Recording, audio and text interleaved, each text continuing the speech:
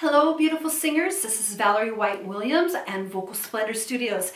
And today I would like to talk to you about having and making an audition notebook.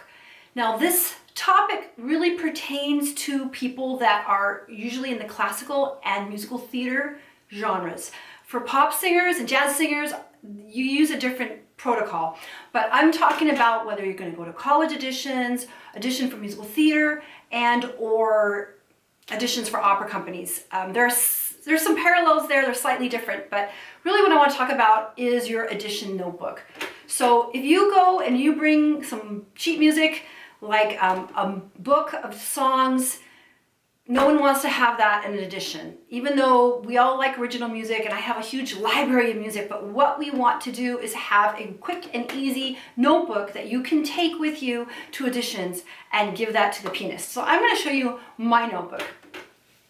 Okay, so I just have this dedicated black notebook.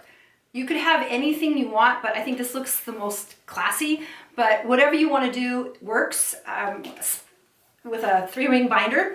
And so what you have in here is, I have directions to probably an audition that I did once, and usually old headshots, resumes as well sometimes is something that people keep in it. But the main thing we want to do is have our music in order, the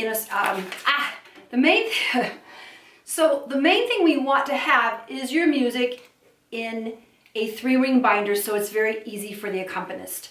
And so what I have tabs, and I have them in order of what I'm planning to do.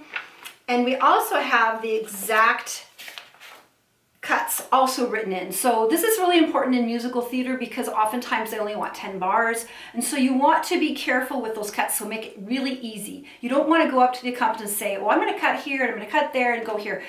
You're guaranteeing a train wreck, because what's happening when you do these auditions is you're often working with an accompanist that you don't know.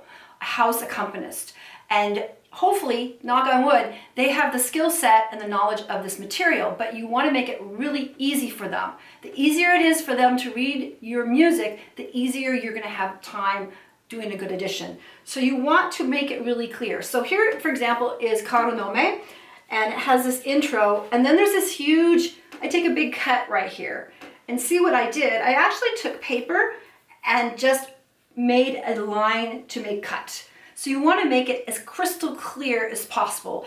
And likewise in musical theater, if you're just going to do your small bars, you're going to write end right there.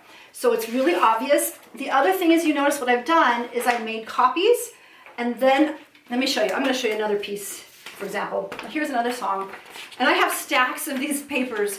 Is you want to make copies and then tape them together so it turns as one page. Now, some people like to put these in sheet protectors, but sheet protectors are one of those things. Some people love them and some people don't, and they find that they have a lot of glare. So I personally won't risk it. I'd rather do this. It takes a lot of time to make copies and make sure they're double-sided, and then you do a hole punch and put them in, because that's really the only guaranteed way that you're going to have.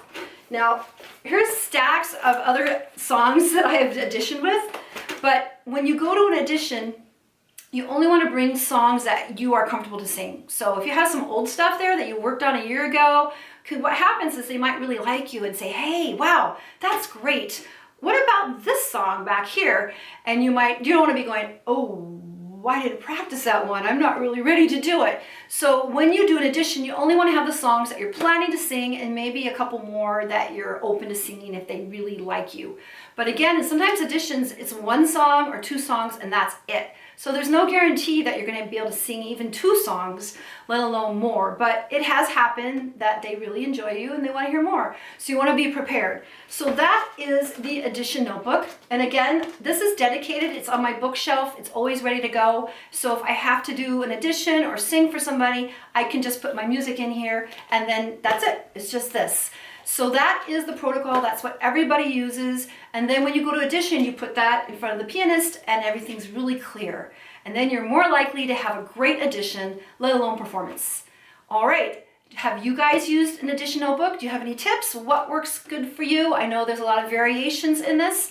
And next time I will talk about lead sheets and what works in the more pop contemporary field, because we don't use arrangements. All right, I thank you for the likes, subscribes, shares. I so appreciate it.